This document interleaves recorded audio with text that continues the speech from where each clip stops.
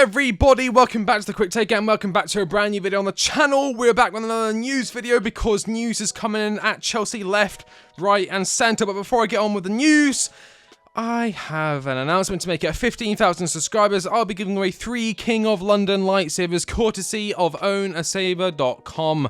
All you need to do is subscribe and check the pinned comment down below to enter. And with that, on with the news. Listen, Manchester United have been looking for a new left back this summer following the injury to their left back Luke Shaw, and it looks like Marc Cucurella is their preferred option.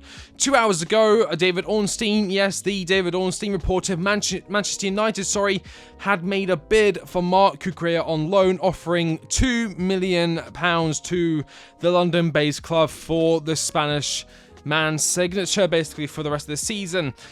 Chelsea have rebutted that, and they have proposed to Manchester United a £7 million low fee for Marc Cucurella. Negotiations are required, and Manchester United have other options. This is coming in from CFC Pice, originally reported by Laurie Whitewell of The Athletic. David Ornstein said, following up with that, Manchester United view Marc Cucurella as a good fit for Erik ten Hag's system. And then there's some more news coming in around about half an hour ago, breaking Marc Cucurella has agreed personal terms with Manchester United for the loan. Now, as some of you may know, Marc Cucurella hadn't had the best season. He was one of the early players brought in. I think he was brought in by Todd Bowley to really show that they weren't going to mess around this summer. Last summer, when they first came in, just to kind of make an impression on the market. Before he signed for Chelsea, he was a fantastic player for Brighton, if not one of the best players. And that was in a very overperforming side. The Graham Potter Brighton remembered very well by many. Some of it may be tarnished, of course, by his time at Chelsea. But when you look back, Graham Potter was doing something special at Brighton. You can't hold that against him. However, Marc Cucurella, when he came to Chelsea, it just seemed like the task was a bit too big for him. He was fairly disappointing. He was annoying to watch at times. He wouldn't make passes to Mudryk when Mudryk was making runs. It was almost like he was deliberately trying to sabotage the side at times, but it does look like Todd Bowley and Begdad Eghbali and the rest of the Chelsea consortium, the Chelsea build, the Chelsea Foundation, the board, have found a way to get rid of Sideshow Bob, let's just put it lightly. I think this will be a good deal, depending whether there is an obligation to buy. We still don't know if there will be an obligation to buy or an option to buy. In my opinion, an obligation to buy would be nice as long as it's above 40 million euros.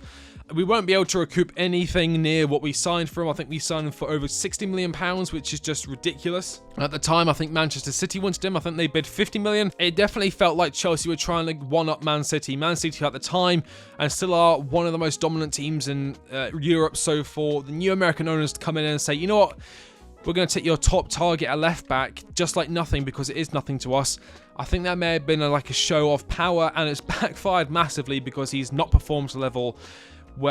He's not performed to the level at which we wanted him to do. More news coming in from outside. This is outside of the Marc Cucurella deal. Chelsea have had a bid turned down, or have had advances turned down by Arsenal for Emile Smith-Rowe. Now, as many of you are aware, Chelsea are in pursuit of a number 10 in the coming final days of the transfer window. There's only a few days left. I think it closes on the 1st of September. So literally it's the 29th today, so 2 or 3 days. We're getting very close to the end. We're pushing it very close. And Emile Smith-Rowe has emerged as one of the names. And listen, my perception on Emile Smith-Rowe is he is a good player, but I think injuries have done quite a lot of damage to him. He's one of those players who have been damaged by injuries. He's not like Reece James, where although Reece James is, when he's fit and ready, is, I'm just going to say it, the best right back in world football. But Emile Smith-Rowe, I do think there's a good player in there, but I would take the likes of Ryan Cherky above him. I would take the likes of, it will be expensive. According to some reports, it will be around £69 million for Florian Wirtz, which is actually cheaper than what I thought it would be, because when I did my best replacement for Mason Mount video, in which I covered the likes of Gabri Veiga, Mohamed Kudus, Xavi Simons, Ryan Cherky and Florian Wirtz. Florian Wirtz was my number 1 pick, and I think Pep Guardiola sees him as the perfect Kevin De Bruyne replacement. He's 20 years old, I think, and he is absolutely phenomenal. He idolises players like Kai Havertz and João Felix for some reason, but I don't know, we all have our quirks. But I think he'd be a fantastic player to pick up. But going back to Emile Smith-Rowe, again, good player. Chelsea fans don't want him to come, whilst Arsenal fans don't want him to leave. So it's kind of a weird predicament. I don't think we rate him as highly as Arsenal fans do, but at the same time, you kind of got to listen to the Arsenal fans on here because they're the ones who have seen him play the most. They're the ones who know most about him through the academy years. They're the ones who know the most about kind of who he is as a player. You know, you can look at a player from another side and you can get an idea of how good they are, but unless you follow the club's ins and outs day by day, you're never going to really understand the small minute details about players. You know, the small interviews you might get from training every now and then. You're never really going to see that, and so Arsenal fans will have absorbed that information and they will have created a fairly reliable view on the type of player Emile Smith-Rowe is. And as I said, they don't want to lose him. That they're actually coming at Arteta for allowing Smith-Rowe to be pushed out the side while they bring in players like Kai Havertz, which is just strange to me. I've always found Kai Havertz to be a strange player. He was good. No, it wasn't good for Chelsea. He had moments for Chelsea. He scored in the Champions League final. I just don't think he's a Premier League player. I really think he's not. I think he'd be a brilliant player in the Bundesliga, and he was at Bayer Leverkusen. I think he'd be a brilliant player in La Liga and potentially even Serie A. But the Premier League gets different gravy, and I just don't think he was suited for it. Florian Wirtz, however, would be fantastic. He is, I'm pretty sure I saw a post by Squawker, or one of those stats pages on Twitter/X, I call it Twitter still, basically showing how Florian Wirtz is the most creative player in world football today. And a lot of Chelsea fans I've spoken to on Twitter and I've spoken to in the past, they have reiterated, and I agree, they have reiterated the point that if you're going to bring in a massive world-class striker, you need to bring in someone who's going to create him chances. And Florian Wirtz is the most creative player in football today. He's 20 years old. He is absolutely fantastic for Bayer Leverkusen. He had a really horrendous knee injury. He was having a fantastic season after that, a really bad ACL injury, came back before the end of the season and continued scoring and assisting like it was nothing. There was no drop-off in form, nothing. He is one of those players that is just once in a generation, and I'm a massive fan, and it will break my heart to see him go to a Man City. I really, really want us to sign Florian Wirtz, which actually brings me on to the final news story of today. I'm going to try and keep this one short and sweet. This is coming in from CFC Pice, reporting what Fabrizio Romano said on the Here We Go podcast. I think this will be the biggest surprise of the window in the final days. The owners and the directors were together today at Cobham to decide the right player. They're discussing many players and they're trying to be secret about it. Now, this term secret has been going around for a while now. Not a while now, for a few days. Chelsea are pursuing a player that hasn't been mentioned in the media yet. I don't think it'll be Emile Smith-Rowe. I don't think it will be Ryan Cherky, unfortunately. I really think we're in a chance of getting a world-class player in Florian Wirtz, hopefully.